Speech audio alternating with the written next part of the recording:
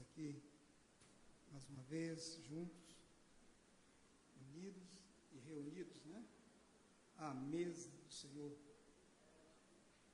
Isso é muito importante nós observarmos que a Santa Ceia tem também esse sentido de nos converger ao templo, nos trazer ao templo, todos, para podermos estarmos juntos, sentados à mesa, né, com o coração aberto, espírito preparado, limpos e purificados dos nossos pecados, e lembrar do sacrifício que nos torna limpo, sacrifício de Jesus.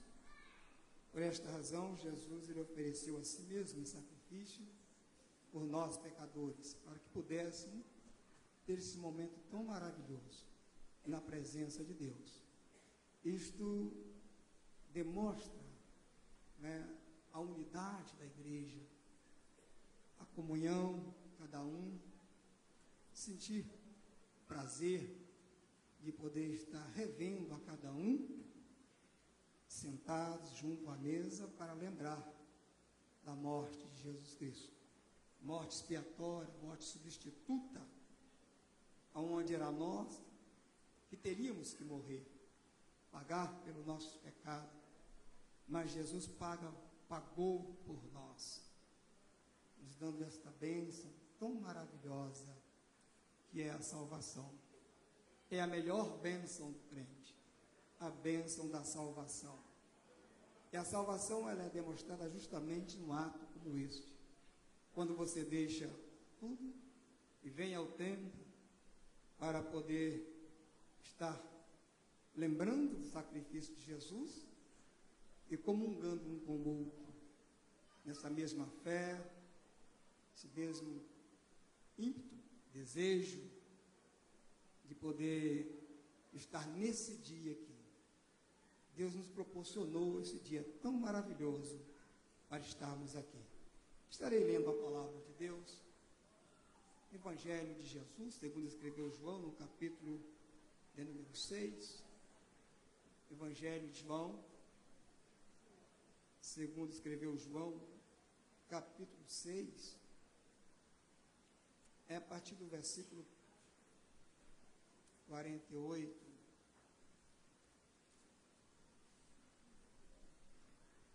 João, capítulo 6, versículo 48. Amém? Diz assim a palavra de Deus: Eu sou o pão da vida. Vossos pais comeram o maná no deserto e morreram. Este é o pão que desce do céu, para que o que dele comer não morra. Eu sou o pão vivo que desceu do céu. Se alguém comer deste pão, viverá para sempre. E o pão que eu der é a minha carne, e eu darei pela vida do mundo. Não somente esses versículos. Tomem vossos assentos. Meus amados irmãos, nós, nesse texto, nós vamos entender aqui o que os discípulos de Jesus não entenderam naquele dia. Quando Jesus, eles se deparam diante dos discípulos, e ele traz essa palavra tão maravilhosa, fazendo menção de si, veio do céu, na simbologia do pão, quando ele diz: eu sou o pão da vida. Com certeza, quando se fala de pão, se fala do alimento, não é? E nós nos alimentamos para termos vida. Se a pessoa não se alimenta, ele acaba se definhando, acaba tornando-se desnutrido, e por fim a morte, porque não se alimentou. E Jesus aqui, ele fala com uma clareza muito grande: eu sou o pão da vida.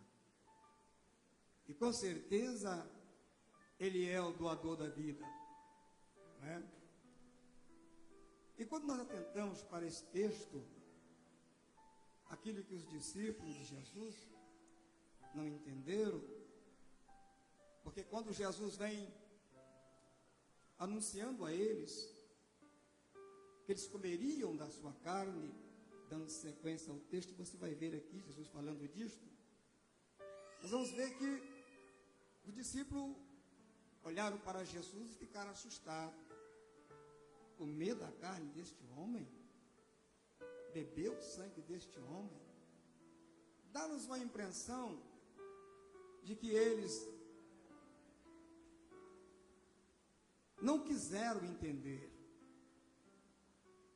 ou não foi dado a ele a luz do entendimento naquele exato momento, quando eles se admiram de ouvir Jesus falando daquela forma, dando a si mesmo para que eles comessem. Por que dar-nos a intenção de que eles não quiseram entender, ou foi-lhe vedado o entendimento? Porque era comum, ao sacrificar no templo, o ofertante, ele comia da carne que era oferecida. Nós vemos o caso de Eucana, de Ana. Quando Eucana descia, ele ia a Siló para oferecer sacrifício. 1 Samuel, nós encontramos lá, primeiro livro de Samuel, que Eucana, ao sacrificar, ele dava da carne do sacrifício a Penina e aos seus filhos e filhas, para que eles pudessem se alimentar. Mas a Ana, ele dava a parte mais excelente. A Ana, ele dava o melhor. E nós vimos aqui, na realidade, uma certa acepção, porque ele não amava a Penina da mesma forma que amava a Ana. Mas nesta noite você pode glorificar a Deus, você pode exaltar o nome do Senhor, porque Ele te trouxe aqui, não para te oferecer o pior, mas Ele te trouxe aqui para oferecer o melhor que Ele tem para a sua vida.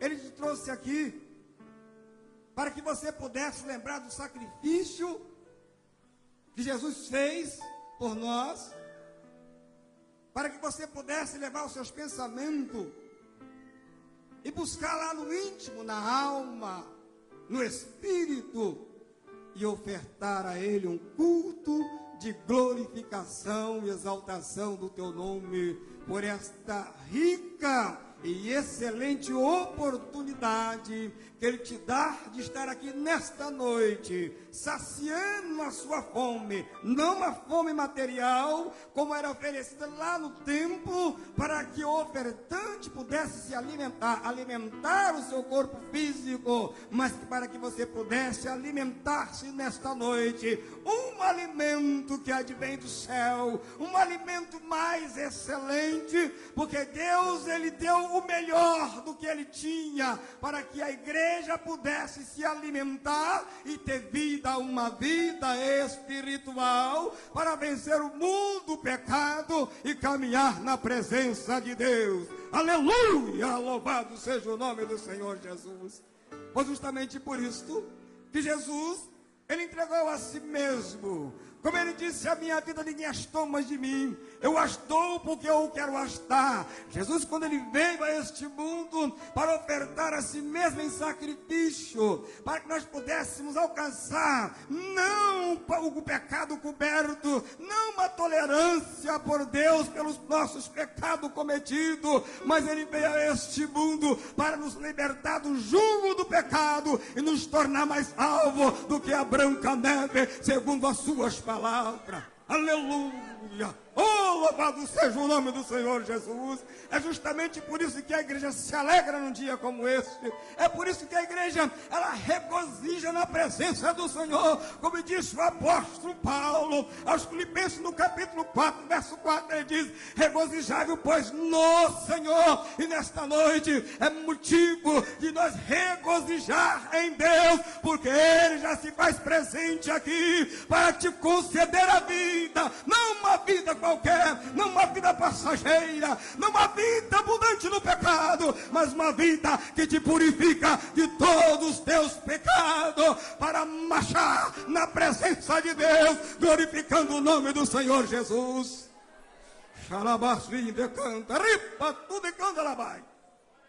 Aleluia! Os discípulos não entenderam isto. Como pode, porventura, nós comer corpo deste homem, a carne deste homem e beber este sangue? Como pode, porventura, isto? Aleluia, mas nesta noite a igreja se alegra com isto. A igreja entende muito bem isto. E nesta noite nós estamos aqui para sentarmos à mesa do Senhor com a consciência lavada, purificada, com certeza, como diz Paulo no capítulo 11, aqui de 1 Coríntios, quando ele chama a nossa atenção para podermos então participar do corpo e do sangue de Jesus Cristo.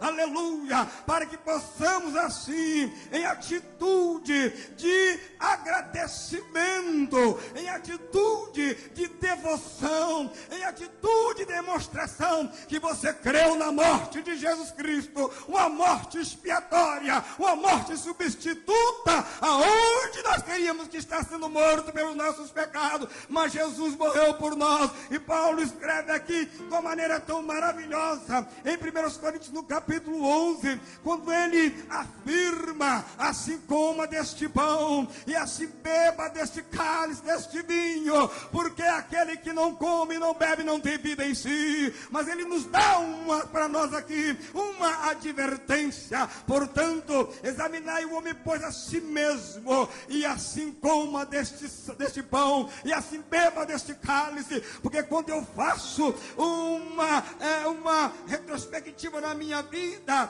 e começo a entender de que eu estou apto para poder participar do corpo de Jesus Cristo, eu vou assim desta forma, alcançando vida sobre vida, a cada momento em que eu lembro do sacrifício de Jesus e me deparo num momento como este. A vida do Senhor me renova, a vida do Senhor me transforma, o sangue de Jesus Cristo me purifica, o sangue de Jesus Cristo me enche, e o teu Espírito Santo paira sobre nós e adentra o coração e nos faz ter a convicção e a certeza de que iremos morar no céu com Jesus Cristo. É a esperança da igreja. Aleluia. Isto não é uma coisa corriqueira, isto não é algo que não tem assim um sentido, não. Há um sentido muito profundo na Santa Ceia do Senhor Jesus. Por esta razão é que Ele nos determinou, não foi um pedido, não, Ele nos ordenou. É ordenança do Senhor Jesus, para que possamos assim alcançar a unidade da igreja, a unidade em Cristo, ali firmado na sua palavra, firmado nos seus mandamentos, e a mente voltada para esse glorioso dia que é ir morar no céu com Jesus Cristo. É essa a esperança da igreja. Por esta razão não podemos deixar de participar do corpo de Jesus Cristo. Assim como lá no templo em Siló, aonde Eucana ia, eles se alimentavam. Havia no coração dos judeus um desejo muito grande de ir ao templo. É tanto que, quando eles oravam virados em direção ao templo, porque havia no coração deles um desejo muito grande de ir ao templo, oferecer sacrifício a Deus, cultuar a Deus. Havia um desejo muito grande, e esse desejo que havia no coração dos judeus de ir ao templo quando não podia ir sempre ao sábado, mas uma vez por ano, pelo menos uma vez por ano, aqueles que moravam distante, que estavam longe do templo, e não podia ir todos os sábados, mas uma vez por ano, aonde quer que estivesse um judeu, ele descia, ele ia ao templo para oferecer sacrifício a Deus. E eles esperavam por esses dias, eles esperavam por aquele momento. Assim há de acontecer no coração da igreja, o desejo de estar reunidos e unidos, olhando, contemplando a face de cada irmão, e poder juntos lembrar do sacrifício de Jesus Cristo, e poder junto cultuar, e poder junto glorificar, e poder junto exaltar o nome do Senhor, porque foi Ele, aleluia, que enviou o seu Filho, para que pudéssemos ter momentos como este, momentos de devoção, momentos de culto a Ele, de gratidão por tudo quanto Ele fez por nós, e muito mais do que isso, lembrar do sacrifício feito por nós, lembrar da morte de Jesus Cristo. E por isso Paulo, ele diz de uma maneira muito franca, porque eu recebi do Senhor. Ele recebe de Jesus Cristo,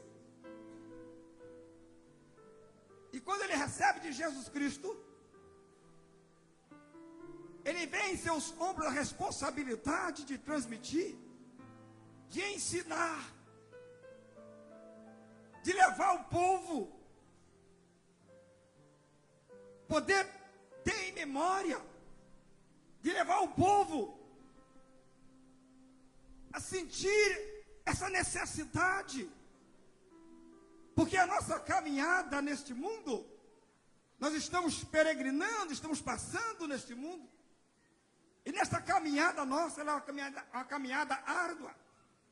Existe momento na nossa vida que nós estamos como que flutuando. Parece que nós estamos andando no ar. Ao sentir ou sentindo a presença de Deus, a graça de Deus. Mas existe momento na nossa vida que parece que nós estamos cabisbaixo. Parece que as coisas apertam para nós. Existe momento que parece que nós não vamos aguentar. Parece que nós vamos parar no meio do caminho. Parece que nós vamos sucumbir. Mas quando atentamos para a palavra, o próprio Jesus, quando ele disse que ele teria que voltar para o céu, mas ele não iria deixar-nos órfãos, ele não iria deixar a sua igreja sós ao léu, mas ele enviaria o Consolador, ele enviaria o advogado, aquele que queria estar conosco em todas as circunstâncias da nossa vida. E por esta razão, nós não podemos viver sobre a influência da emoção, mas temos que viver sobre a base da razão. E a razão é esta, é de qualquer circunstância, em qualquer momento da sua vida, você está convicto, você está com a mente voltada, a sua fé, ela está no seu coração, e você olha para dentro de si e diz: eu não posso andar cabisbaixo num momento como este, porque o meu Deus vive e Ele reina, e Ele está em mim, e Ele me dá força, e Ele me capacita, e Ele me dá condições para vencer neste momento difícil da minha vida que eu estou atravessando, porque eu não sirvo Deus só dos momentos felizes, eu não sirvo Deus só dos momentos de alegria, não, eu não sirvo Deus só do momento de saúde, eu não sirvo Deus só do momento de situação financeira boa, não, eu sirvo Deus em qualquer circunstância da minha vida, e por esta razão, esse Espírito que habita em mim, Ele me fortalecerá no momento como este, e me dá condições para poder vencer as dificuldades da vida e caminhar na presença do Senhor Jesus. Oh, louvado seja o nome do Senhor. Eu vejo isso na vida de Pedro, nesse mesmo capítulo de João, quando os discípulos ouvem esta mensagem de Jesus e fogem, a maioria foram embora. Esse homem endoidou, comeu a carne dele, bebeu o sangue dele, está fora de si, e abandonaram Jesus e foram embora. Ficou só os discípulos mais chegados. E Jesus olhou para eles e disse: vós também não quereis ir? Vós também não quereis ir? E Pedro: ah, Senhor, só tu tem palavra de vida eterna. Aleluia! Ah, Senhor, só tu tem palavras de vida eterna. Ah, Senhor, eu não estou te seguindo por aquilo que eu estou vendo. Eu não estou te seguindo pelos milagres que o Senhor faz. Eu não estou te seguindo pelo pão que o Senhor multiplica. Eu não estou te seguindo porque o Senhor ressuscitou os mortos, não. Eu estou te seguindo porque o Senhor tem uma coisa que ninguém tem e ninguém pode dar. Eu estou te seguindo porque o Senhor tem além daquilo que eu posso ver. O Senhor tem a vida eterna e por isso eu acompanho os teus passos. E nesta noite você pode glorificar e exaltar o nome do Senhor. Aleluia!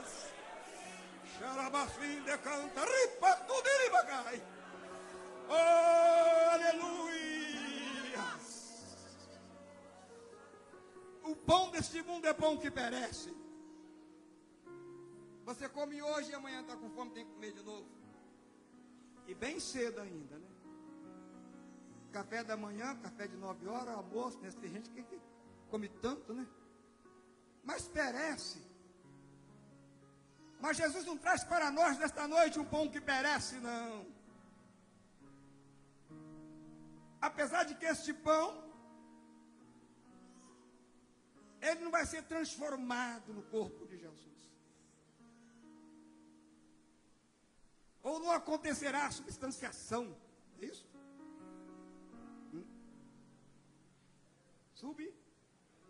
Transubstanciação, obrigado, pastor. Não acontece. Não, transubstanciação. Não. Que é a transformação literal do pão na carne. Não é isto? Esse pão simboliza. Ele mostra. Ele aponta para o sacrifício que se comia. E mostra o sacrifício real de Jesus Cristo. Porque era o sacrifício perfeito. O alimento que se comia naquela época do sacrifício do animal que era ofertado. Não havia poder de purificação.